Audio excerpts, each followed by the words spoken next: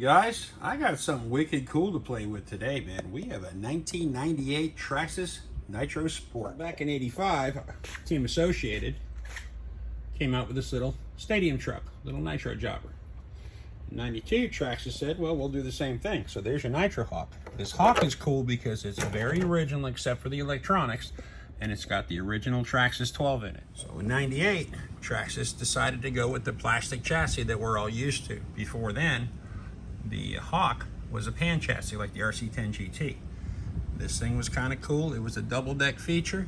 It had oil-filled shocks, no bearings, all bushings, a couple of really cheesy 2018 servos, and there is your first incarnation of the Traxxas 15. Guys, I picked this thing up on eBay probably about 2-3 years ago and didn't do too much to it.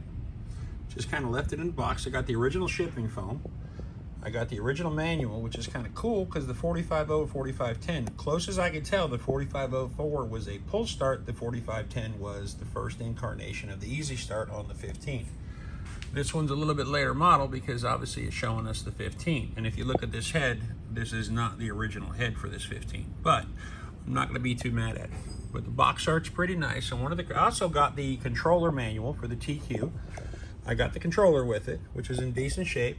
And also check this out, guys, the TRX engine warranty, 2-year limited warranty. This was before the power up. And check out the address on that. That's Dallas, Texas. So guys, when I got this thing a few years ago, the motor wasn't stuck, so basically I just put it on bottom dead, put a little bit of after-run oil in there, and kind of looking for an air filter, kind of forgot about it. This car was over in the closet.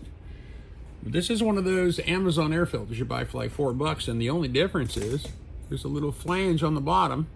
So the new air filter, you could actually put a tie wrap to hold it on.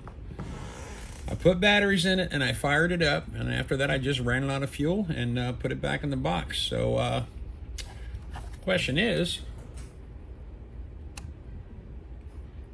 we have red lightage. Oh, it looks like we're going to need an antenna because the aerial is kind of, I don't think I ever tried to pull it out, to be honest. We'll just give it some of the lower end of that thing. So I wonder if the batteries are still good. Oh, it did something. Hey, we got steering. Do we have throttle? We even got throttle in the right direction. So I think with this thing, guys, what I do see is we have a kind of very ruined tie wrap on the exhaust, on the rubber extension on the header. So let me go ahead and swap that out real quick. I'm going to set you guys up. We're going to see if this thing's going to fire up. All right, guys, so tie wrap replaced and clipped. Radio on. It's got the old 2018 servos, which could die at any time, but hey, for 1998, or whatever year this thing was made, kind of what we had. So you're probably wondering the same thing I'm wondering. Is she going to run? Let's put some fuel in and find out. And I'm using that old 17-year-old Traxxas 33%, which is probably a little bit more than this car needs, but it's what I got. Again, I got a lot of this fuel I'm trying to go through. So let's see if she'll make the noise. Of course, the easy start harness is in upside down, so the button's on the bottom.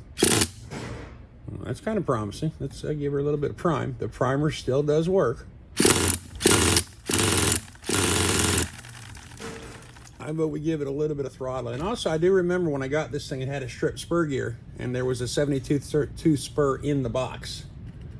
So let's give this thing just a little bit of throttle.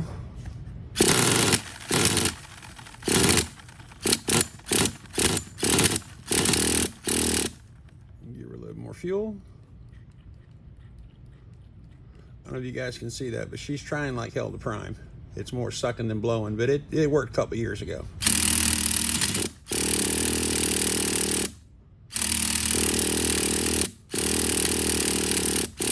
I do believe I just flooded it. I did.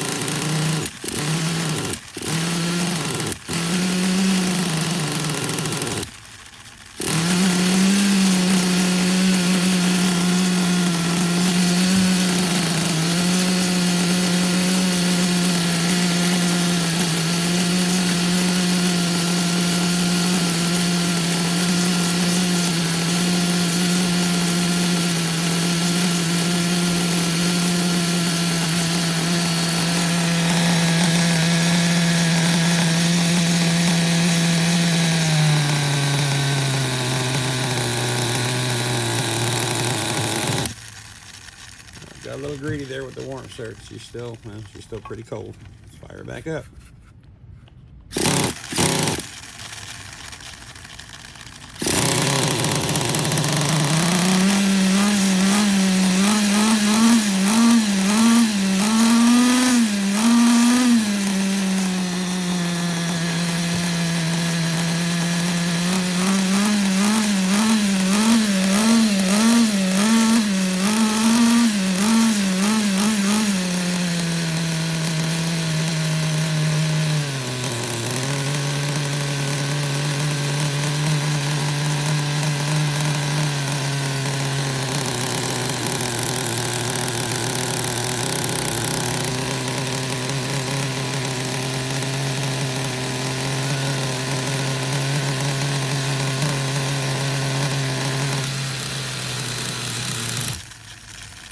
She does have a little bit of drag on that clutch, but also, let me see if I can get you in camera here. See a little restrictor in the carburetor? I'm going to pop that out real quick, and we're going to see how it runs. It does not seem very strong. Right, guys, so let me show you what I mean. So I've seen restrictors in carburetors before, but this thing, that's like the size of a fuel line. Let's fire her back up, see if she sounds any better. Something tells me she's going to.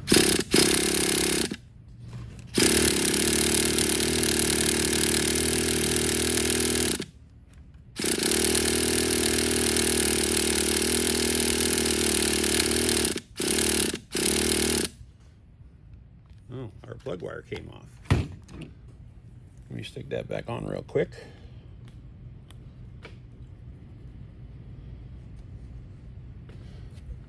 I love this wire for the Easy Start. It is actually cloth covered.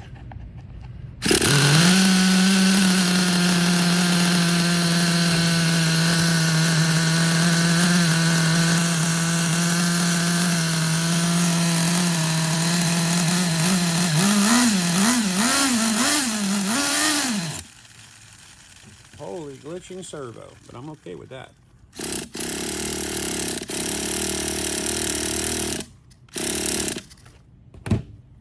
Yeah, our plug wire keeps popping off. Let me go and just give that a little bend. We'll stick her back in. Probably, of course, went a little bit too far.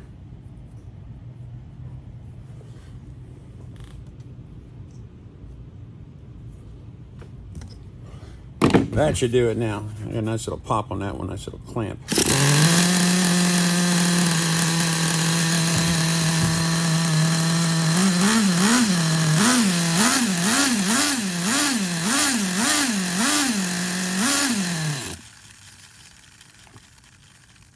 Still not mad at her for stalling, guys.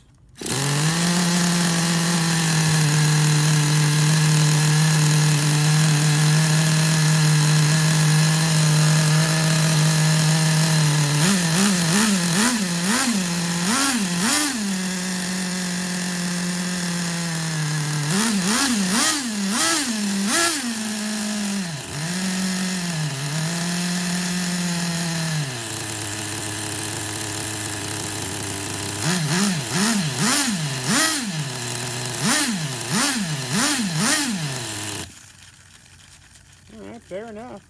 Guys, I'd like to go ahead and say out loud that this little restrictor, it sucks.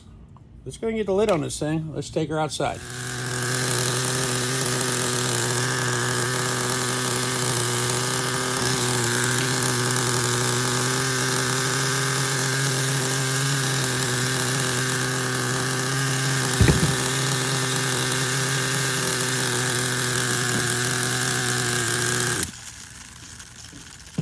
Yeah, guys, I was not feeling that pressure line. I'm not exactly sure why it's wrapped in electrical tape, but I'm sure if we peel it back a little bit. Oh yeah, she got a big old crack in there, but when you got a 50-foot roll, do 50-foot roll things. All right, guys, we're gonna take our maiden voyage on this thing, on this vintage setup Proline dirt pals, which are literally no foams, no nothing, but we're gonna run it on the concrete. But let me get you set up on the tripod, guys. We'll see what she's gonna do.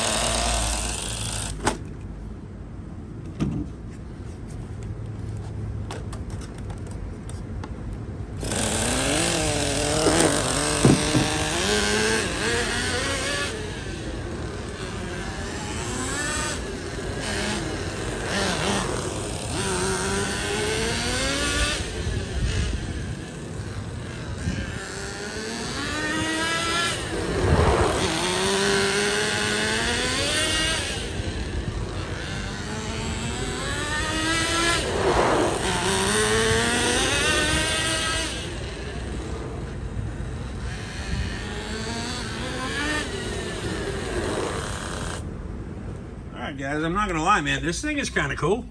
I mean, it does the thing. It makes the noise, and it's not super powerful, but it's definitely way more powerful than that Hawk was. But I got the box running on the old ass fuel, the original transmitter. Guys, there's nothing bad on this thing. This is going to be in my collection for a very long time. But listen, guys, I will see you on the next one.